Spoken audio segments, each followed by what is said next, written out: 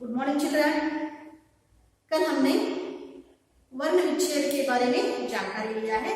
वर्ण विच्छेद किसे कहते हैं और वर्ण विच्छेद करते समय कौन सी बातों को याद में रखना है और पंचमाक्षर युक्त वर्ण विच्छेद कैसे करना है, इसके बारे में मैंने सभी जानकारी आपको दे दिया है।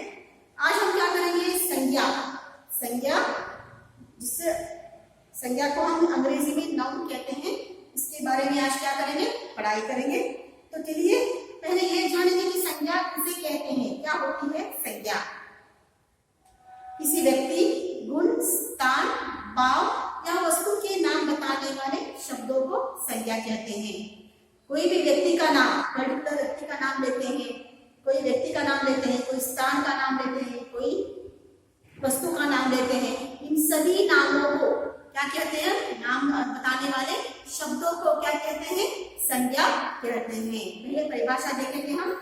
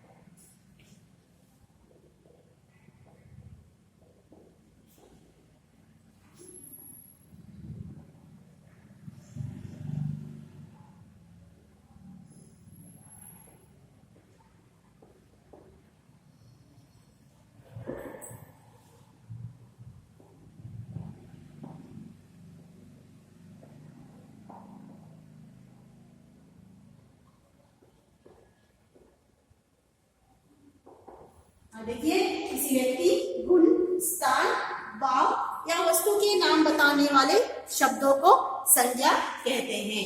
तो किसी व्यक्ति का नाम क्या है बच्चों, व्यक्ति लिखिए, कोई भी व्यक्ति हो सकता है। व्यक्ति का नाम कोई लिखिए, कोई भी हो सकता है। गीता, रमेश, कोई भी व्यक्ति का नाम हो सकता है। कोई भी गुण का नाम हो सकते हैं। गुण का मतलब क्या है, बोलते हैं हम अच्छा, बुरा, खड़ूस, कुछ भी हो सकता है ऐसे कैरेक्टर का नाम। देखिए, स्थान का नाम,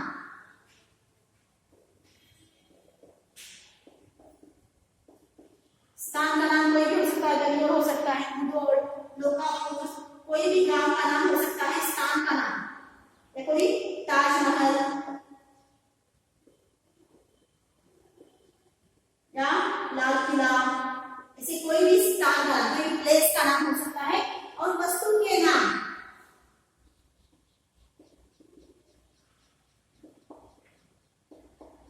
वस्तु के नाम में देखिए, कलम हो सकता है, मेज हो सकता है, मेज का मतलब क्या है, टेबल, कुर्सी, कोई भी हो सकता है। देखिए बच्चों, किसी व्यक्ति, गुण, स्थान, भाव या वस्तु के नाम बताने वाले। भाव का मतलब देखिए बच्चों, कोई मिठास, भाव का मतलब क्या है बच्चों, फीलिंग। जो कुछ आप खाते हो तो कैसे आप महसूस करते हो, कैसे आप फील करते हो, वो उससे कौन सा भाव प्रकट होता है आपके मुंह के दौरान, आपके कहने के दौरान, इसे क्या कहते हैं, भाव कहते हैं। देखिए यहाँ पर तखान, मिठास, खुशी, किसी को अगर खुशी होती है तो एक्सप्रेस करते हो ना, वही खुशी, दुख, कोई भी है। देखिए, किसी व्यक्ति, गुण, स्थान, भाव या वस्तु के नाम बताने वाले शब्दों को क्या कहते हैं, संज्ञा कहते हैं हम। अभी देखेंगे संज्ञा में 5 भेद है, तो मुख्यतः 3 भेद है बच्चों संज्ञा में। पहले मुख्यतः 3 भेदों को जानेंगे।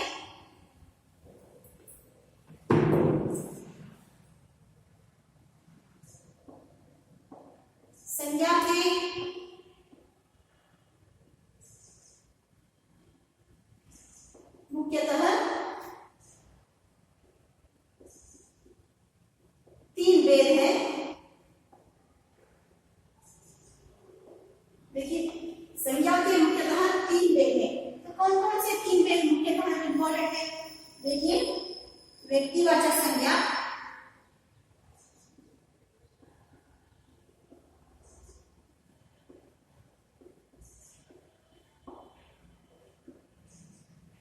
जातिवाचक संज्ञा, व्यक्तिवाचक संज्ञा, जातिवाचक संज्ञा, भाववाचक संज्ञा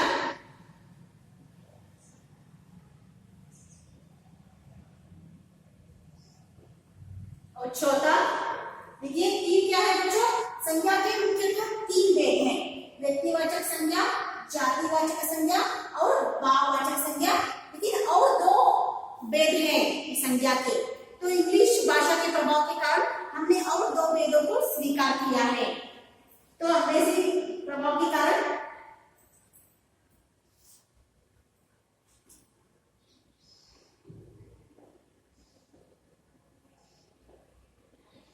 अंग्रेजी भाषा के प्रभाव के कारण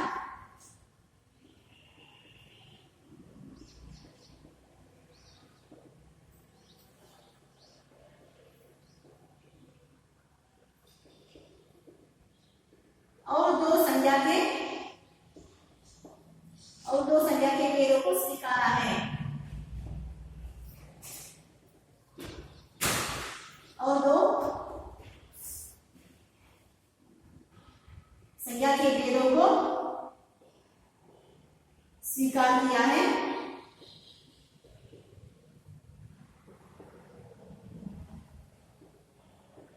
तो कौन कौन से हैं वो?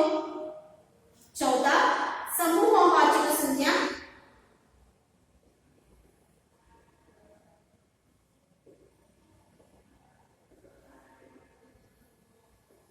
समूहवाचक संज्ञा, और पांचवा कौन सा है? द्रव्यवाचक संज्ञा,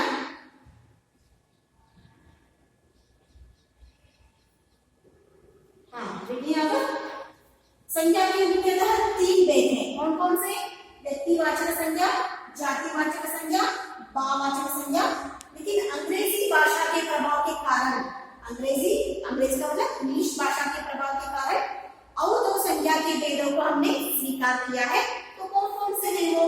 समूहवाचक संज्ञा और द्रव्यवाचक संज्ञा।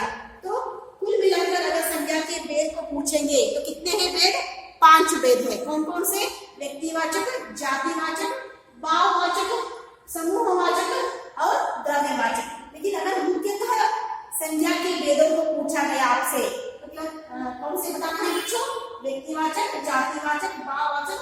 अगर हम एग्जाम में अगर आपको प्रश्न पूछेंगे कि अंग्रेजी भाषा के प्रभाव के कारण संज्ञा के और दो भेद कौन से हैं, कौन कौन से हैं, अगर पूछा जाएगा तो समूहवाचक, द्रव्यवाचक, ऐसे आपको लिखना पड़ेगा। तो ये हो गया बच्चों संज्ञा के भेद। तो अभी हम क्या करेंगे? एक एक संज्ञा के भेद के परिभाषा जानेंगे।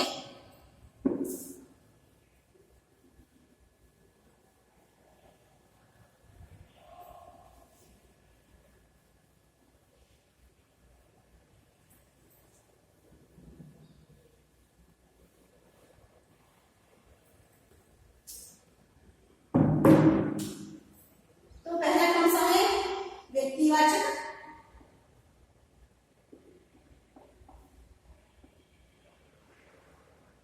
व्यक्तिवाचक संज्ञा,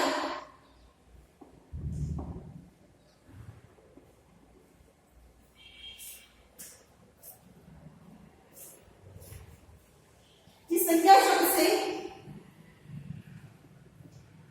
उसकी परिभाषा देखिए।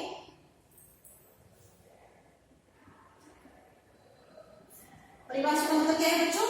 डेफिनेशन।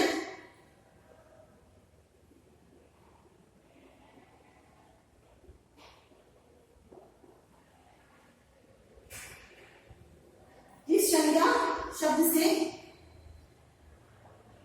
किसी व्यक्ति,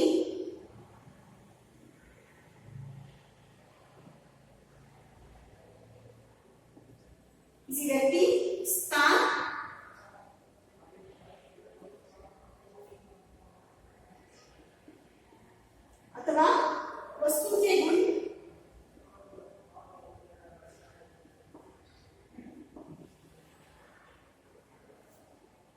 किसी संज्ञा शब्द से किसी व्यक्ति,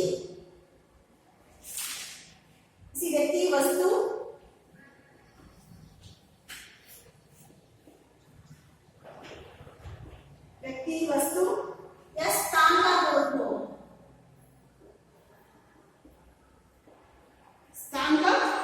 बोध हो,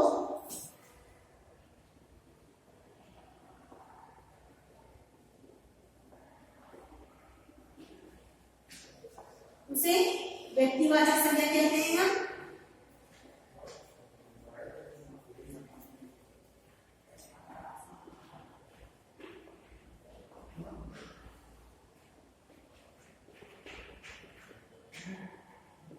देखिए, जिस संज्ञा शब्द से किसी व्यक्ति, वस्तु या स्थान का बोध हो उसे व्यक्तिवाचक संज्ञा कहते हैं। कोई भी पर्टिकुलर नेम, कोई भी पर्टिकुलर अगर नाम लेते हैं, उस संज्ञा उन शब्दों को बताने वाले शब्दों को क्या कहते हैं?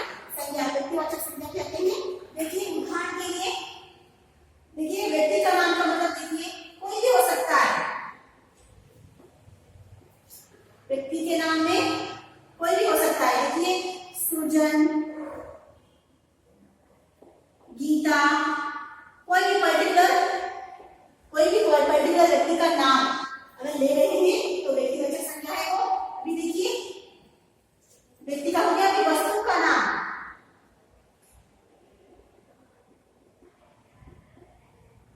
कोई मनुष्य है, हाँ कोई मनुष्य है, कोई आदमी है, उसका पर्टिकुलर नाम नहीं पता है हमें, अगर वो कौन सी संज्ञा में आएगा? वो जातिवाचक संज्ञा में। मनुष्य, आदमी, महिला, वो सभी क्या है? जाति है।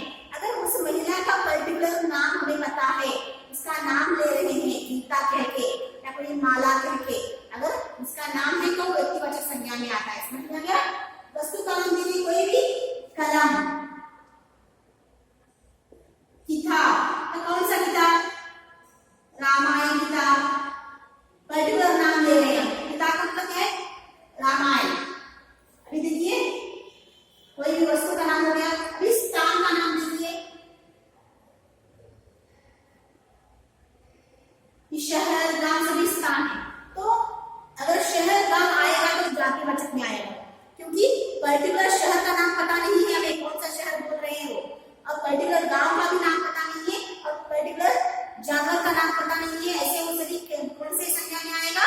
सभी जातिवाचक में आएगा। अगर पर्टिकुलर जानवर का नाम ले रहे हैं, बाघ, शेर, भालू, हाथी, शहर का नाम बेंगलोर, लोकापुर, मुधोल, ऐसे पर्टिकुलर नाम ले रहे हैं तो किसमें आएगा? वो व्यक्तिवाचक संज्ञा में आएगा। तो समझ में आ गया बच्चों? व्यक्तिवाचक संज्ञा किसे कहते हैं? जिस संज्ञा शब्द से किसी व्यक्ति, स्थान या वस्तु का नाम बताने वाले शब्दों को या बोध को उसे क्या कहते हैं? व्यक्तिवाचक संज्ञा कहते हैं। देखिए, स्थान का नाम देखिए, कोई लोकापुर, बेंगलोर,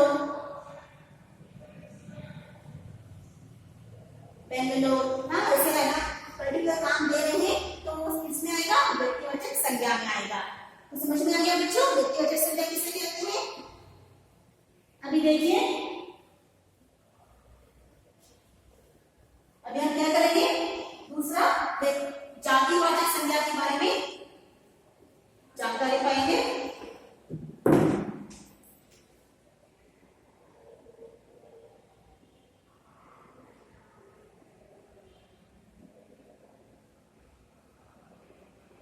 जातिवाचक संज्ञा,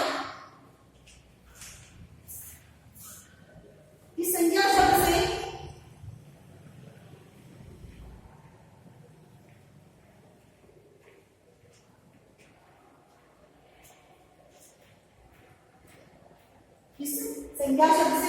किसी संपूर्ण जाति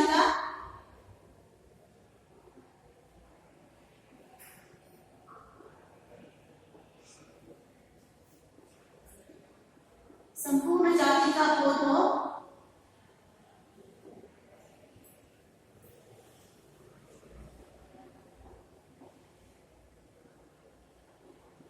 इसे क्या कहते हैं? जातिवाचक संज्ञा कहते हैं।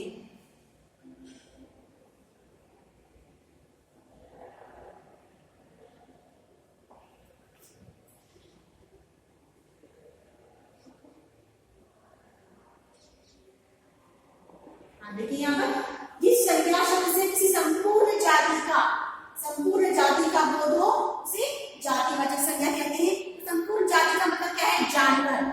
तो पर्टिकुलर नाम नहीं ले रहे हम, सिर्फ जानवर का नाम ले रहे हैं। अगर जानवर में पर्टिकुलर नाम ले रहे तो व्यक्तिवाचक संज्ञा हो जाएगा। लेकिन हम दूसरी जाति का, जानवर क्या है? एक जाति है, मनुष्य एक जाति है, आदमी एक जाति है, महिला एक जाति है, ऐसे जाति का नाम ले रहे हैं तो क्या है? जातिवाचक संज्ञा के लिए उदाहरण है। अगर महिला में अगर कोई औरत का नाम ले रहे हैं तो अगर लक्ष्मीबाई, रानी लक्ष्मीबाई, तो इसका कौन सी संज्ञा के लिए उदाहरण है? वो व्यक्तिवाचक संज्ञा के लिए उदाहरण है। अगर सिर्फ महिला ले रहे हैं, वीरांगना महिला ले रहे हैं तो वीरांगना महिला का नाम ले रहे हैं तो किसमें आएगा? वो जातिवाचक में आएगा। क्योंकि बहुत सारे ऐसी वीरांगना महिलाएं हैं, रानी चन्नम्मा, ओबोवा, बहुत सारे ऐसे महिलाएं हैं, तो पर्टिकुलर नाम ले रहे हैं तो किसमें आएगा? व्यक्तिवाचक में आएगा। अगर सिर्फ महिला का नाम ले रहे हैं, कोई वीर योद्धा का नाम ले रहे हैं तो किसमें आएगा? वो जातिवाचक। तो समझ में आ गया बच्चों? तो जातिवाचक क्या है? अभी देखिए इसके लिए उदाहरण,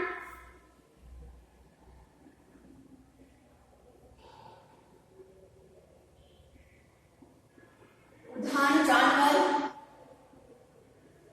मनुष्य, शहर,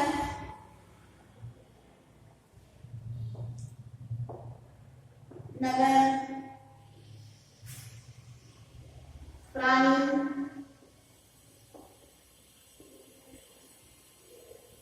पर्टिकुलर स्थान।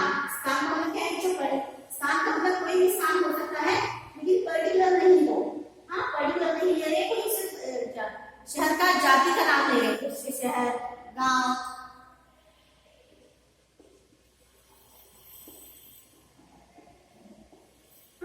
देखिए भवन, तो उस भवन का नाम मालूम नहीं है, कोई भी लाल किला हो सकता है, कोई भवन का मतलब क्या है? बिल्डिंग बोलते हैं। तो बिल्डिंग का नाम ले रहे हैं तो लाल किला है, ताजमहल है, हमें मालूम नहीं है, उसका पर्टिकुलर नाम मालूम नहीं है तो जातिवाचक संज्ञा के लिए उदाहरण रहेगा भवन। देखिए बच्चों, इस संज्ञा शब्द से किसी संपूर्ण जाति का बोध हो उसे जातिवाचक संज्ञा कहते हैं। उदाहरण के लिए जानवर, मनुष्य, शहर, नगर, प्राणी, गांव, भवन। हाँ, अभी क्या करेंगे? तीसरा भाववाचक संज्ञा के बारे में जानकारी देंगे।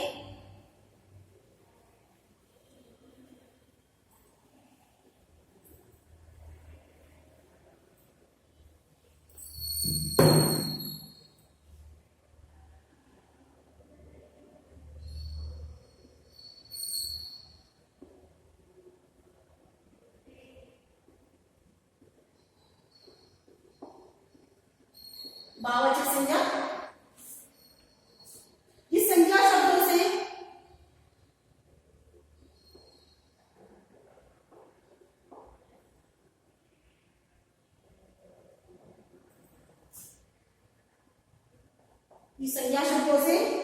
किसी व्यक्ति,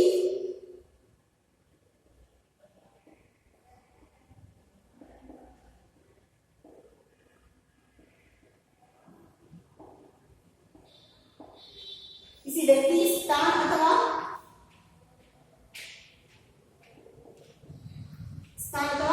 वस्तु के गुण,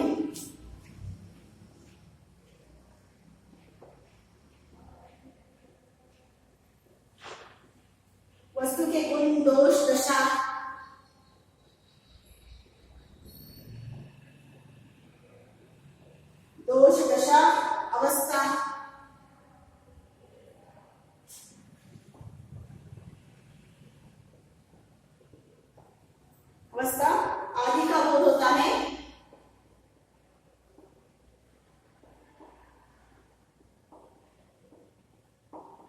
आदि का बोध होता है। उन्हें भाववाचक संज्ञा कहते हैं।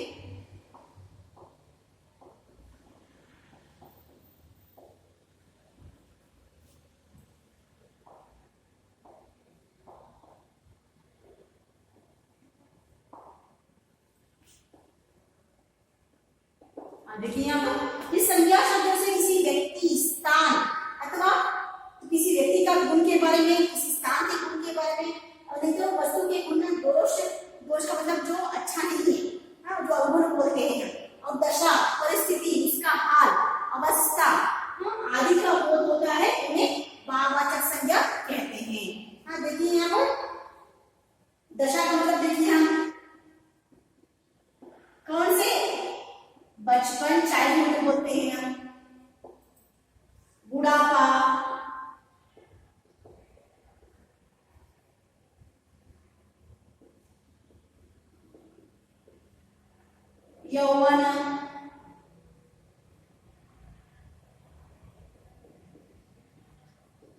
यौवन। दूसरा देखिए गुण दोष का मतलब, गुण का मतलब कोई अच्छा गुण है उसमें, हाँ, तो दोष का गुण बोलते हैं हम मिठास, सुंदरता। तो किसी के बारे में, अच्छाई के बारे में बोल रहे हैं कि सुंदरता। मिठास तो टेस्ट करके कोई बताता है कि ये बहुत मीठा है, खट्टा है, हाँ, ऐसे कोई किसी का गुण के बारे में बोले व्यक्ति बुरा है, चालाक है, तो इसको सभी किसमें आते हो, वाचक में आते हैं। सुंदरता, वीरता,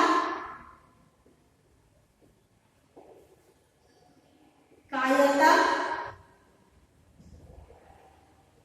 आदि। तो देखिए भाव, भाव का मतलब कोई फीलिंग, फीलिंग बोलते हैं हम। क्रोध, क्रोध का मतलब क्या है बच्चों, गुस्सा, किसी को डांटे पर किसी को गुस्सा आता है तो गुस्सा, क्रोध क्या है, भाव का, भाव का मतलब कर रहा है घृणा, घृणा का मतलब बोलते हैं ईर्ष्या, जलस बोलते हैं घृणा। मित्रता, मित्रता, भय, फियर बोलते हैं हम। आदि, आदि ऐसे भाव प्रकट होते हैं तो क्या कहते हैं उसको, किसमें आता है वो, वाचक संज्ञा के लिए उदाहरण है। अभी देखिए इस संज्ञा शब्दों से किसी व्यक्ति, स्थान अथवा वस्तु के गुण, दोष, दशा, अवस्था आदि का बोध होता है, उन्हें भाववाचक संज्ञा कहते हैं हम। देखिए उसमें दशा, बचपन, बुढ़ापा, यौवन आदि। गुण, दोष के बारे में देखिए मिठास, सुंदरता, वीरता, कायरता आदि। भाव, क्रोध, घृणा, मित्रता, भय आदि। अभी हम देखेंगे चौथा। तो अंग्रेजी भाषा के प्रभाव के कारण और दो वेदों को हमने स्वीकार किया है संज्ञा के, तो कौन कौन से हैं वो, समूहवाचक और द्रव्यवाचक। चौथा कौन सा है,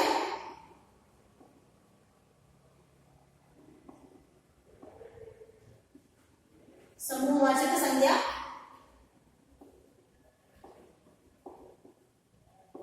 समूहवाचक संज्ञा, अभी देखिए समूहवाचक संज्ञा में इन शब्दों से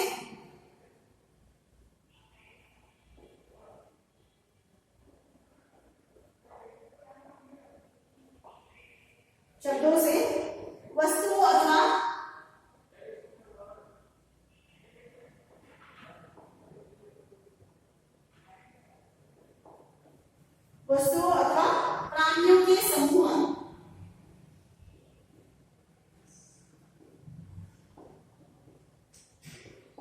प्राणियों के समूह,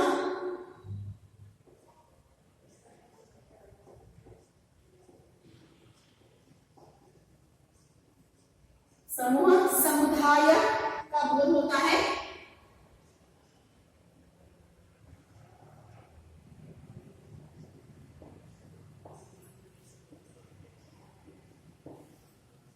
उन्हें समूहवाचक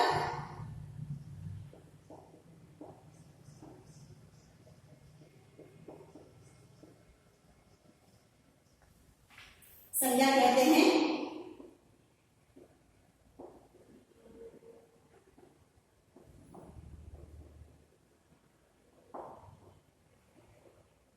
देखिए तो उदाहरण के लिए देखिए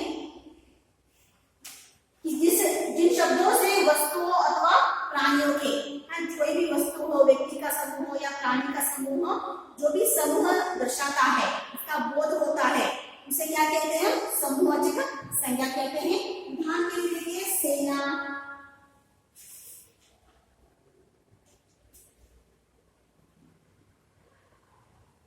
गायों का झुंड,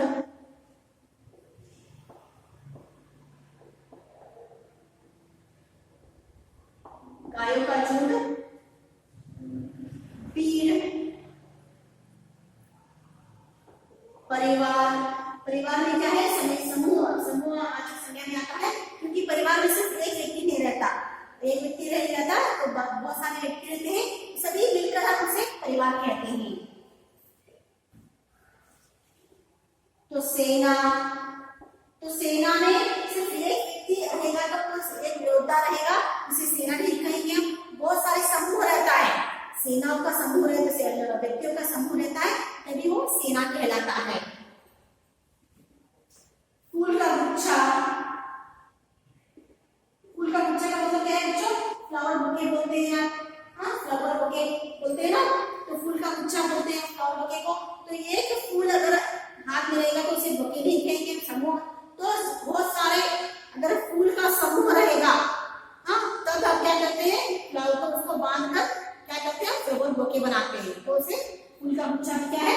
समूहवाचक संज्ञा के लिए उदाहरण है। समझ में आ गया बच्चों किसे कहते हैं समूहवाचक संज्ञा? कि शब्दों से वस्तुओं अथवा प्राणियों के समूह का बोध होता है, उसे समूहवाचक संज्ञा कहते हैं। देखिए गायों का झुंड, हाँ दनगढ़ हिंदू, कन्नड़ में जानते हो ना बच्चों, दनगढ़ हिंदू। तो बहुत सारे अगर गाय रहेंगे, बहुत सारे गाय रहेंगे, बहुत सारे भैंस रहेंगे, तो उसे क्या कहते हैं? दनगढ़ हिंदू ऐसे बोलते हैं ना। हाँ वही क्या है? गायों का झुंड। गाय का मतलब क्या है? काऊ बोलते हैं, हाँ तो आकड़ू, हाँ भीड़, भीड़, परिवार, सेना, फूल का गुच्छा, सभी क्या है? समूहवाचक संज्ञा के लिए उदाहरण है। अभी हम क्या करेंगे? द्रव्यवाचक संज्ञा पढ़ेंगे।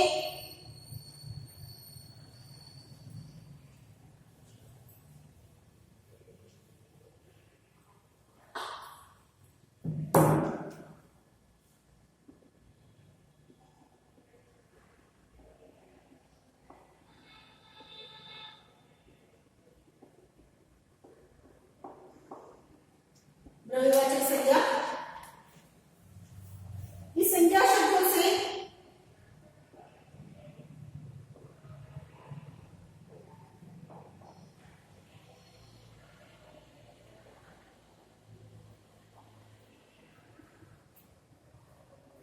संज्ञा शब्दों से द्रव्य अथवा पदार्थ कहते हैं। पदार्थों, द्रव्यों, पदार्थों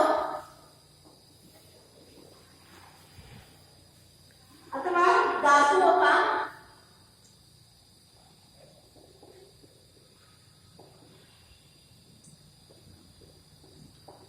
धातुओं का बोध होता है।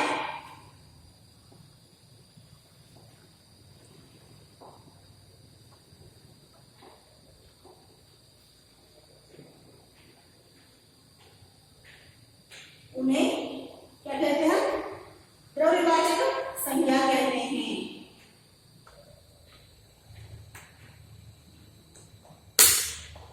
द्रव्यवाचक संज्ञा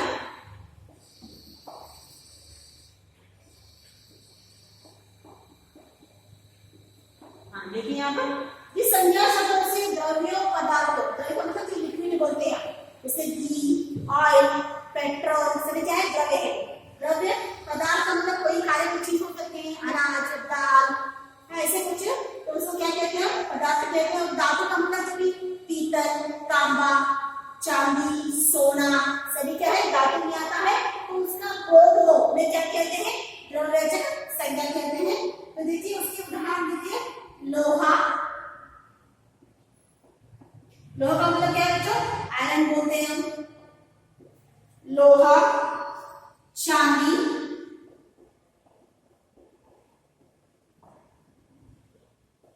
पीतल, तांबा, कोयला, कन्नड़ में क्या बोलते हैं कोयला को? कल्लिदलु, घी, तेल,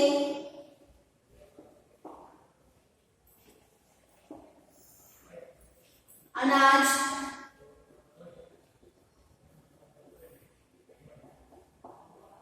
आदि। हाँ देखिए इस संज्ञा शब्दों से द्रव्य, लिक्विड या पदार्थ, खाने वाले पदार्थ, नहीं तो धातु, हाँ जैसे चांदी, लोहा, पीतल, तांबा, कोयला, सभी क्या है? ये सभी द्रव्यवाचक संज्ञा के लिए उदाहरण है। तो बच्चों आज मैंने क्या किया? संज्ञा की परिभाषा। संज्ञा की परिभाषा क्या है? किसी व्यक्ति, गुण, स्थान, भाव या वस्तु के नाम बताने वाले शब्दों को संज्ञा कहते हैं। संज्ञा में मुख्यतः तीन भेद है, व्यक्तिवाचक संज्ञा,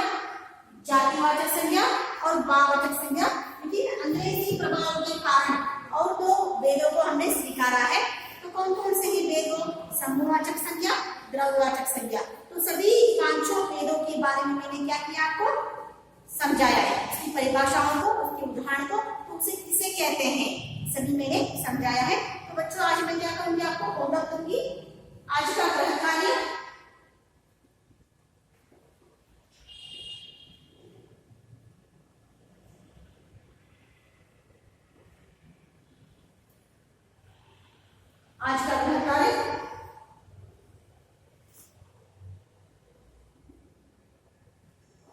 फूल,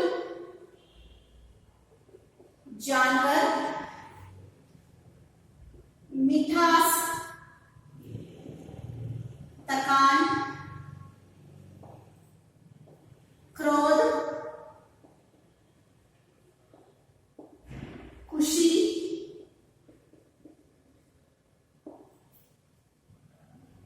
पीतल,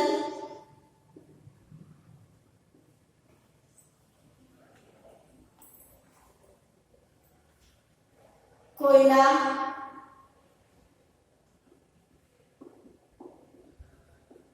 घी, अनाज, सेना, रामायण, महाभारत, रामायण महाभारत,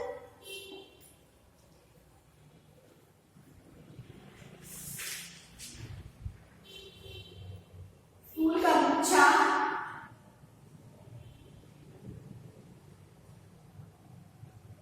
फूल का गुच्छा, रमेश, गीता,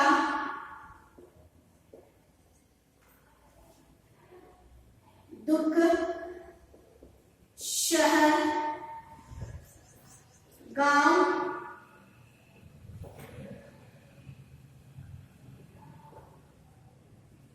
ये सभी शब्द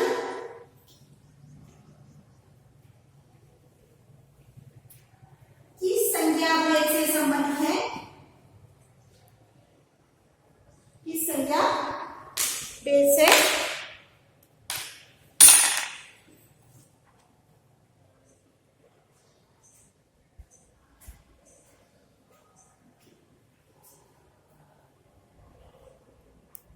संबंधित है?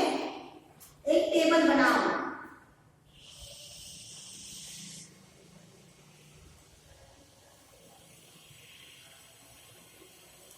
हाँ देखिए बच्चों, बहुत बड़ा है ना टेबल। देखिए, फूल, जानवर, मिठास, थकान, क्रोध, खुशी, पीतल, कोयला, घी, अनाज, सेना, रामायण महाभारत, फूल का गुच्छा, गणेश, गीता, दुख, शहर, गांव, ये सभी शब्द किस संज्ञा भेद से संबंधित है? एक टेबल बनाओ। तो सभी शब्द कौन सी संज्ञा भेद से संबंधित है? द्रव्यवाचक से संबंधित है, समूहवाचक से संबंधित है, भाववाचक से, व्यक्तिवाचक से या जातिवाचक से? कौन से भेद से संबंधित है? एक टेबल बनाना है बच्चों। तो क्या करना है आपको? एक नाम लिखना है पूरा, व्यक्तिवाचक, जातिवाचक, भाववाचक, समूहवाचक, द्रव्यवाचक से नाम लिखकर पेंसिल से टेबल बनाना है। और कौन कौन से शब्द किस भेद से संबंधित है, उस भेद के नीचे क्या करना है? उन शब्दों को लिखना है। तो बच्चों, आज का पाठ यहीं पर खत्म हुआ। कल मैं आपको